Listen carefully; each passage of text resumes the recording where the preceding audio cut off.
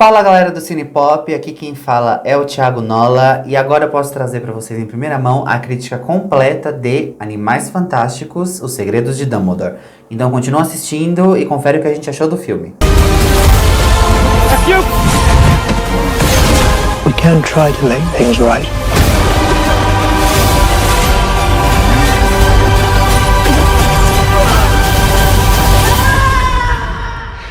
We're gonna need some help.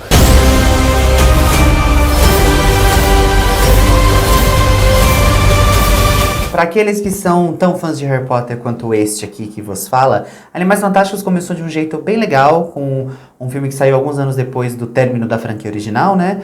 E se apostou bastante na nostalgia, teve a trilha sonora bastante nostálgica, a gente voltou no tempo, antes mesmo do protagonista, né, Harry Potter.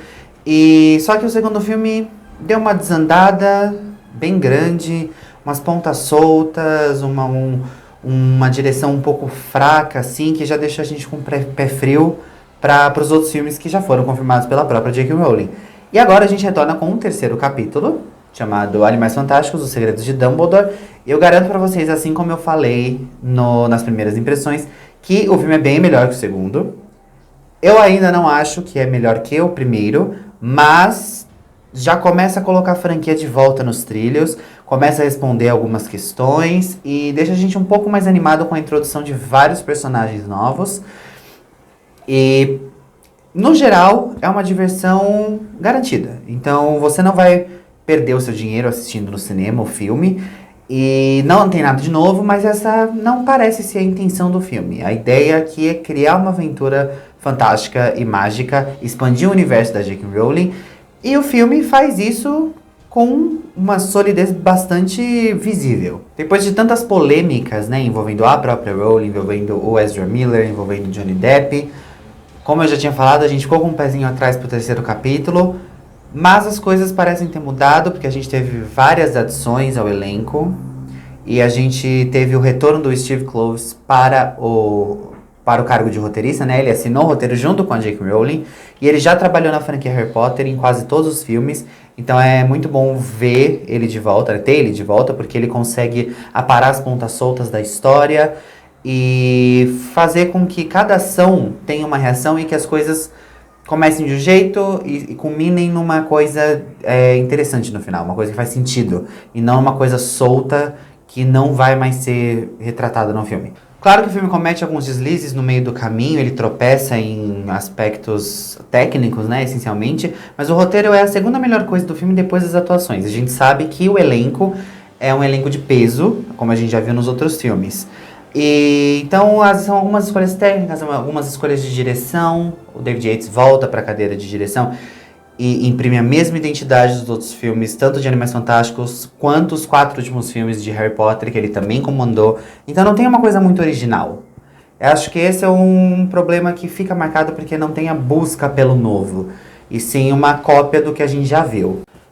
Os problemas da montagem também vêm em relação à tonalidade da cena, então a gente tem uma montagem que pega uma trilha sonora um pouco mais cartunesca, um pouquinho mais caricata, dentro de uma cena que deveria ser um pouco mais tensa. Por exemplo, a gente tem a cena do Newt com Theseus, que é o irmão dele, estão fugindo de uma espécie de calabouço, de masmorra, e eles estão lidando com um monstro gigante, mas acaba ficando desequilibrado entre comédia e drama e suspense e tensão, e a gente não sabe para onde vai. E um dos problemas também é a falta de explicações.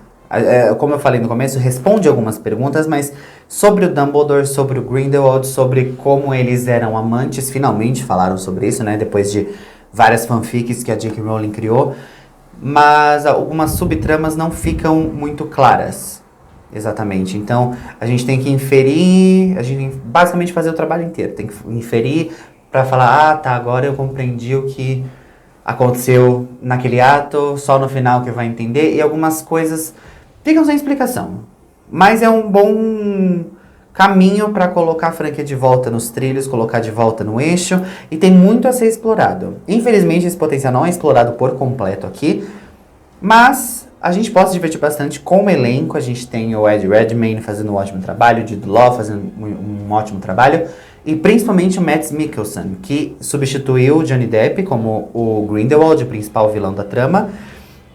E é uma representação muito diferente do personagem, porque a gente nunca tinha visto ele materializado em Harry Potter, por exemplo.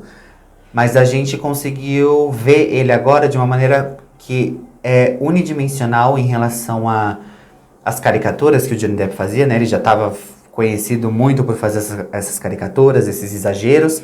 E agora a gente tem o Mads Mikkelsen fazendo uma coisa mais neutra, mais inexpressiva, que causa exatamente o que tem que causar no público. Então ele carrega tudo no olhar e tudo nas expressões, nos gestos, nas articulações, sem perder a linha, sem precisar gritar. Então ele faz um ótimo trabalho, ele comanda todas as cenas que aparecem e ele é o nosso grande foco.